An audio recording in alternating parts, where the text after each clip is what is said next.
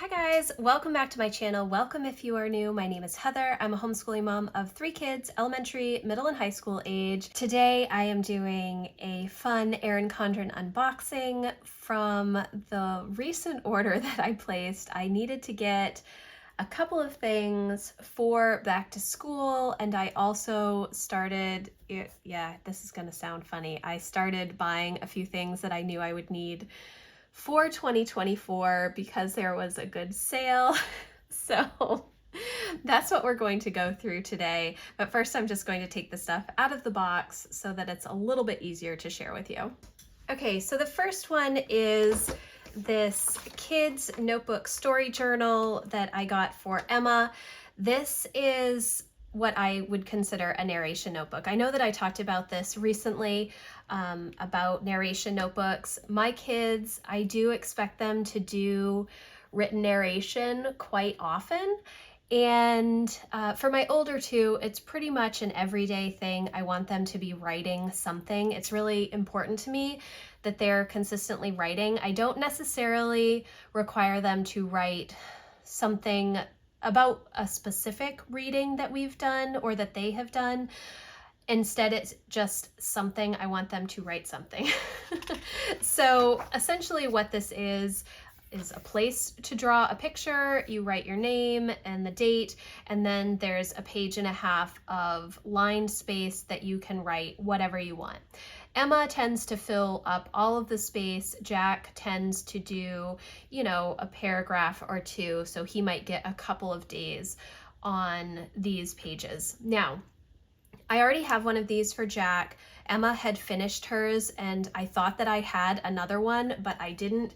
I actually already have one for Lucy as well. This one is just a little bit different because it has kind of the elementary lines. I do not require her to do written narration. She does oral narration, so she will tell me about what we're reading and we do a lot of discussion in our home. That's a huge part of our homeschooling. So what I will do is I will sometimes take a passage from a book that we're reading and I will write it down for her to copy in here, or she will dictate to me and I will write it down and then leave space so that she can work on copy work underneath whatever I have written. The pictures, that's very easy for her to draw a picture and she really enjoys it. So there are two different kinds. This one, they are both called story journals, and I will leave links for them in the description box. It just depends. I think one is handwriting and one is, I can't remember what the other name exactly is, but I will leave those in the description box for you. Within each of these story notebooks, there are several different options. Like you can just have line pages, you can have the picture and the elementary lines, or you can have, the picture and the regular lines. So this is the first thing that I got, and I will give these to the kids during our back to school, our first day of school, which I talked about some of our first day traditions, and I did a whole video on our traditions for the first day of homeschool. And this year we're kind of doing 2 different days. I did not have all of the school supplies when we started our slow start in July, and I also didn't have some of the resources from Erin Condren that I use with the kids, primarily these notebooks. So they do know they're coming, but we just haven't really started them quite yet. Then the next thing that I got was a bunch of these sticker sheets, and these are primarily for my reading journal. So last year I actually used a monthly planner from Erin Condren for my reading journal, and I did really like it a lot, but I needed something a little bit different. And so my idea was to have these washi sheets for the monthly calendar and then use some of the other stickers here for, I don't know what pages I would call this, my books read and my my dashboard page for my reading journal. Now, it took me a really long time to set this up. In fact, I didn't end up setting up the whole year because it took me so long to draw all of these spreads, and I was losing steam towards the end. And this is just pencil because I cannot trust myself to write with pen accurately the first time around. But I do have these calendar pages, and I wanted to have the washi. So I bought, I think, 10 of these in different designs, and I do want to get a couple of like fall, Thanksgiving, Christmas type designs, but they just don't have those out yet. So this is the Inspire design from this year, which I love. This is the floral design that they have for this year. What is it called? I can't recall what it is called this year, but I really like these. And I did actually get these for my teacher planner as well, because I use them to designate reading logs for my kids. I changed some of the teacher planner stuff around. I got this one, which I thought was really pretty for like June. Another floral design.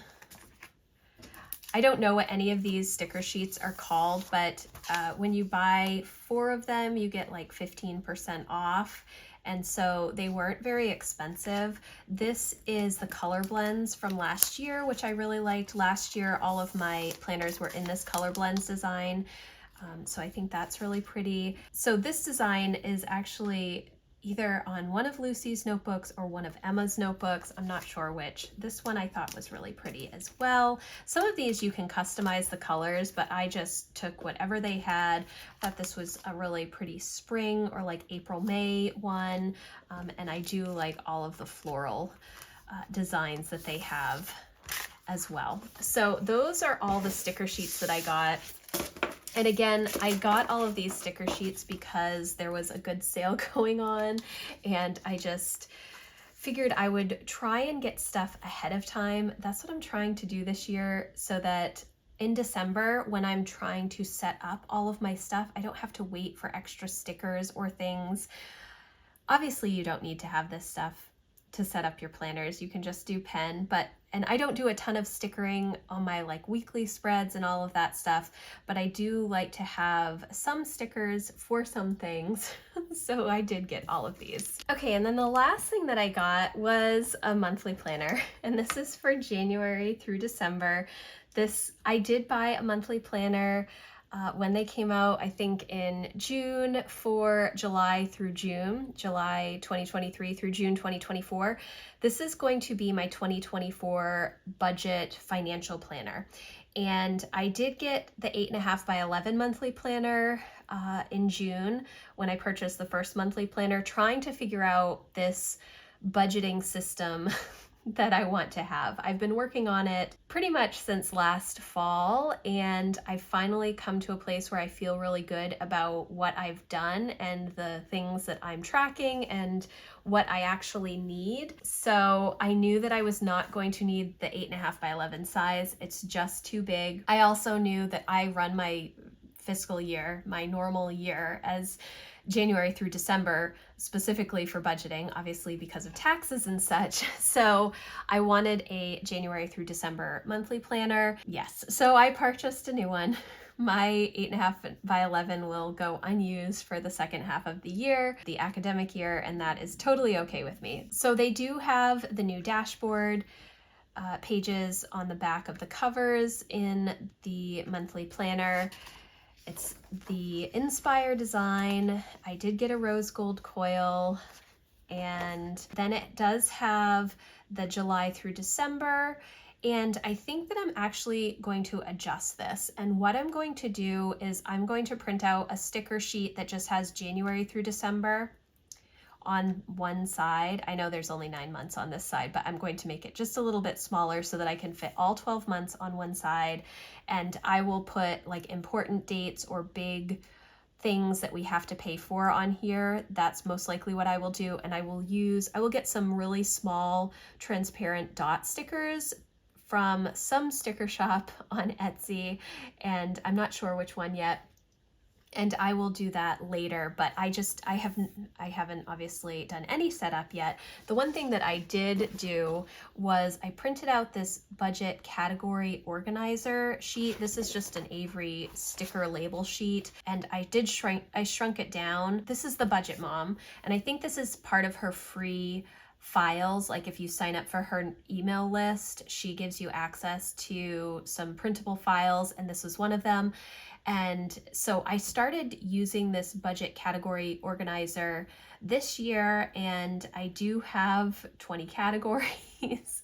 It may seem like a lot, but it's actually really helped me to see exactly where all of our money is going. Instead of just saying food, how much are we spending on food? You know, I have groceries, I have eating out, I have holiday food, you know, so that I can kind of see a breakdown a little bit further. I know it may seem crazy to do that. I am a bit of a nerd when it comes to numbers, but that is just something that has really helped me this year to keep track of spending. I'm definitely enjoying it, but I do want to have this stuck into the planner, and I thought that having the sticker sheet here would be really good for the budget category organizer. And then again, I will just make a mini monthly calendar spread, and again, just print it on these full label stickers that I just put through my HP printer, and stick that over here with January through December, just so that I have the mini monthly calendars as well. So I have a whole full review of this monthly planner already, but I will just kind of go through some of the things. I did get these month label stickers from Planner Kate. This is the Jack font, which I really like, and I will do January through December. This is the only 12 box spread that I do January through December. Everything else is July through June, because most of my other planners are July through June, but this one specifically will be January through December. Well, I say that, but you know, my reading journal is also a January through December. It's not a July through June, but also I do have these boxes actually, now that I think about it. Yep, I do have these boxes right here. So those ones are also January through December, but for the most part, my other planners are July through June. So you have these 12 boxes, which I will use for big purchases or things that we have to do on specific months throughout the year, just to kind of keep track of things.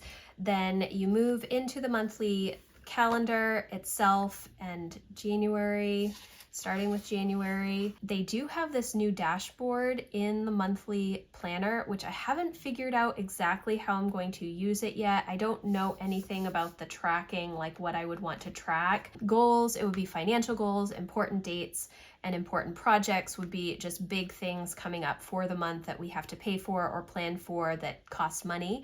And then this is where I print out another sticker sheet.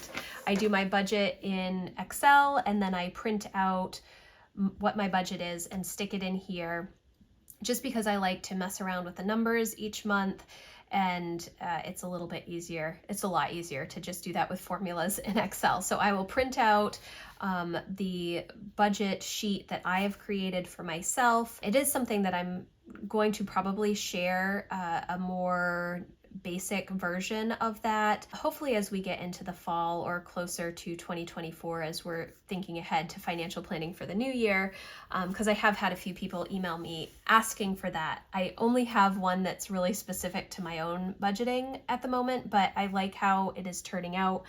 So I do print that out and stick it right here.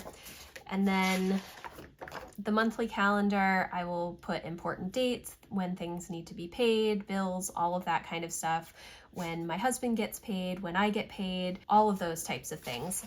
So on this side, I really haven't figured out exactly how I'm going to use it. I mean, it most likely will be as listed with financial goals for the month. If I'm doing a savings challenge, I could track it down here.